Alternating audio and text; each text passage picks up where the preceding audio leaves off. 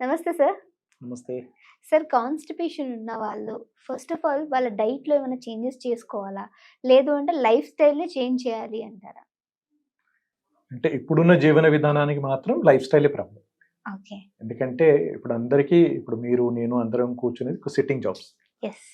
అంటే గంటల తరబడి కూర్చొనే ఉంటాం. సో హ్మ్. దానివల్ల ఏమవుతుందంటే మన బోవెల్స్ అంటే పెద్ద పేగులు బోవెల్ మూవ్‌మెంట్ అంటారు కదా! పెద్ద హ్మ్. పేగుల కదలిక అనేది స్లోగా తగ్గిపోతుంది. ఓకే. సో దానివల్ల అనేది ఏమవుతుందంటే మార్నింగ్ సహజంగా మోషన్ వచ్చే బదులు అంటే ఏమవుతుందంటే కొంచెం ఫోర్స్ చేయాల్సొస్తుంది. హ్మ్. సో దానికి మెయిన్ ఏంటంటే కదలిక లేకపోవడం, ఫిజికల్ యాక్టివిటీ లేకపోవడం. సో దానికి చిన్న రెమెడీ ఏంటంటే మనకు ఉదయం లేవంగానే ఒక గ్లాసు, 2 గ్లాసులు మంచినీళ్ళు, హ్మ్. కొంచెం గోరువెచ్చని నీళ్ళు. ఓకే. కొంచెం గోరువెచ్చని నీళ్ళ కంటే కూడా కొంచెం వేడి నీళ్ళు తాగినా నో ప్రాబ్లమ్. హ్మ్. సో గ్లాస్ నుండి 2 గ్లాసులు తాగి ఒక మలాసనంలో మామూలుగా ఇలా మనం మోకాళ్ళ పైన కూర్చొని ఆ పొజిషన్‌లో కూర్చొని తాగినా చాలా బాగుంటుంది. లేదు ఓకే. అంటే అంటే మామూలుగా ఆ పొజిషన్‌లో ఉండి తాగాలి ఆ! Hot water. హ్మ్. ఓకే. అంటే ఇంకా ఎక్కువ ప్రాబ్లమ్ ఉన్నవాళ్ళు. హ్మ్. అలా కూర్చొని లేని వాళ్ళు మామూలు చైర్ పైన కూర్చొని కూడా తాగొచ్చు. ఓకే. సో అది తాగి కనీసం ఒక చేయగలిగిన వాళ్ళు ఒక 1-2 కిలోమీటర్స్ వాకింగ్. హ్మ్. లేదు బయట వెళ్ళడానికి అంత టైం లేదు. ఇంట్లోని హాల్‌లో బ్రిస్క్ వాక్ అంటారు కదా! ఒక హ్మ్. 5 హ్మ్. మినిట్స్ అటు ఇటు కొంచెం తిరిగితే ఏమవుతుందంటే వాళ్ళ పేగుల్లో కదలిక ఏర్పడుతుంది. ఓకే. పొట్ట అనేది కొంచెం యాక్టివేట్ అవుతుంది. అప్పుడు వాళ్ళు వెళ్ళంగానే ఫ్రీ మోషన్ అనేది జరుగుతుంది. జరుగుతుంది. ఆ! సో ఇది డే టు డే దాంట్లో. కానీ ఒకవేళ సార్ ఇంకో డౌట్ కూడా వచ్చింది. నిజంగా ఇలా రాని వాళ్ళు, ఇబ్బంది పడుతున్న వాళ్ళు దీన్ని అలవాటు చేసుకుంటే ఇదే అలవాటుగా మారిపోతుందా వాళ్ళకి? అంటే బోవెల్ మూవ్‌మెంట్ అనేది దాన్ని యాక్టివేట్ చేయడం అనేది అది మనం చేయాలి. హ్మ్. వాళ్ళు అట్‌లీస్ట్ వాళ్ళు ఫిజికల్ యాక్టివిటీ రోజు ఒక 2 కిలోమీటర్లు వాకింగ్ చేసే గాని, ఎక్సర్సైజ్ చేసే అలవాటు ఉన్న వాళ్ళు, యోగా చేసే అలవాటు ఉన్న వాళ్ళకి ఇబ్బంది ఉండదు. హ్మ్.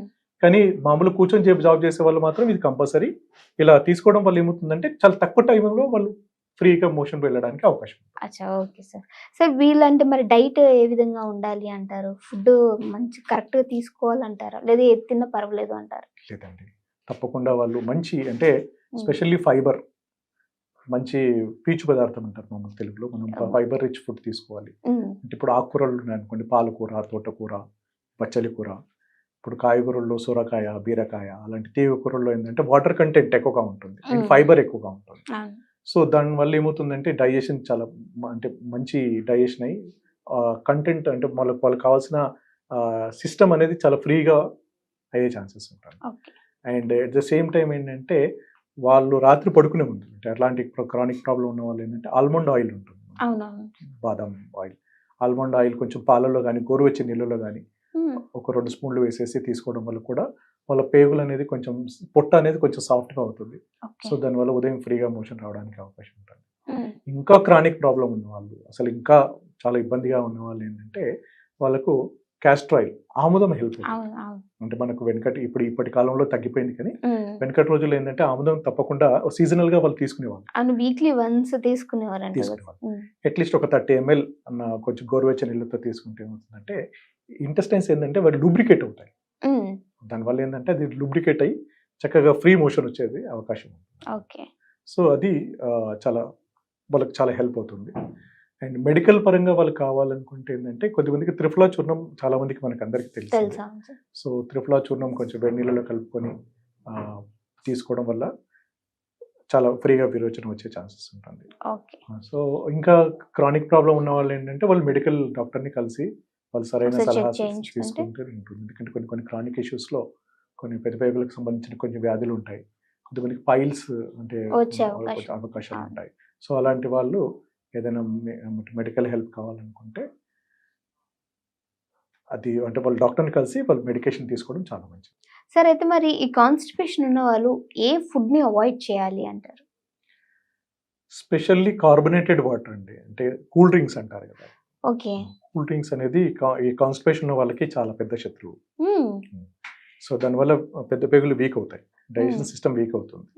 అండ్ మైదా స్పెషల్లీ మనకు ఈ మధ్య కాలంలో మనకు మైదా ప్రిపరేషన్స్ మైదాతో చేసిన చపాతీలు చాలా కానీ, చాలా. హ్మ్. బయట మనకు ఫాస్ట్ ఫుడ్‌లో దొరికే ఎక్కువ ఫుడ్స్ కానీ ఇవన్నీ మనకు కాన్‌స్టిపేషన్‌కు చాలా ఇబ్బంది పడుతుంటాయి. Okay. So and at the same time ఏంటంటే వాళ్ళు ఖాళీ కడుపున కాఫీలు, టీలు తీసుకోవడం. సో దానివల్ల యాసిడిటీ పెరిగి కూడా కాన్‌స్టిపేషన్ వచ్చే ఛాన్సెస్ ఉంటాయి. ఓకే. సో ఖాళీ కడుపున తీసుకోకూడదు. తీసుకోకూడదు. సో ఎస్పెషల్లీ వాళ్ళు చేయాల్సింది ఏంటంటే అయినంత వరకు ప్రాసెస్డ్ ఫుడ్ అంటే ప్రీ ప్యాక్డ్ చాలా అంటే నూడిల్స్ కానీ అలాంటివి ప్యాక్డ్ ఉంటాయి కదా, ప్యాక్డ్ ఫుడ్ కాకుండా సహజంగా అంటే ఫ్రెష్గా వండిన ఇంట్లో పదార్థాలు వండేది వండిన పదార్థాలు అది ఎక్కువ ఫైబర్ రిచ్ అంటే ఎక్కువ కూర ఎక్కువ అన్నం తక్కువ తీసుకోవాలి. తీసుకుంటే వాళ్ళకి చాలా హెల్ప్ అవుతుంది. ఓకే. సో ఇలాగే కంటిన్యూ ఇంకేదైనా అంటే చాలా దీర్ఘకాలంగా కనుక కాన్స్టిపేషన్ కానీ డైజెషన్ ఇష్యూ తోటి కానీ మీరు ఏదైనా ఇబ్బంది అంటే ఎవరైనా వ్యూవర్స్ ఇబ్బంది పడుతుంటే కింద ఇచ్చిన నెంబర్కి వాళ్ళు కాంటాక్ట్ చేసి అపాయింట్మెంట్ తీసుకొని నా సలహా తీసుకోవచ్చు. Okay sir. Yeah! Okay sir. Thank you so much. మంచి ఇన్ఫర్మేషన్ ఇచ్చారు. సో చూసారు కదా, మీకు కూడా ఏమైనా ఇలాంటి ఇష్యూస్ ఉంటే కింద ఒకటి కాంటాక్ట్ నెంబర్ అని ఇస్తున్నాం సార్‌ది. మీకు ఒకవేళ ఇంట్రెస్టెడ్ ఉంటే దానికి కాంటాక్ట్ అవ్వచ్చు. సో మీ హెల్త్ పరంగా ఏ ఇష్యూ ఉన్నా సరే సార్ దగ్గర కన్సల్ట్ అవుతే ఈ ప్రాబ్లమ్‌కి సొల్యూషన్ అనేది దొరుకుతుంది. Thank you so much sir.